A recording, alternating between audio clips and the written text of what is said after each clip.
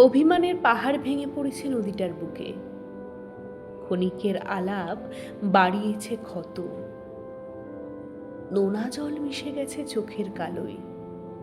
চেপে রাখা সেই কান্না বাষ্প হয়ে উড়ে গেছে বসন্তের আকাশে। দূরত্ব কেবল সময়ের। ফিরে আসার অদম্য ইচ্ছেরা তাকে খুঁজে বেড়ায় এই শহরের অলিতে গলিতে। রোজকার মতোই এখানে সন্ধে নামে, আর প্রতিদিনের মতোই দিনের শেষ আলোটুকু তোলা থাকে তার নামে। জ্যোৎস্না বরং চাঁদেরই থাক, আমি তো বেশ ভালো আছি মুঠো ভরা জোনাকি হাতে।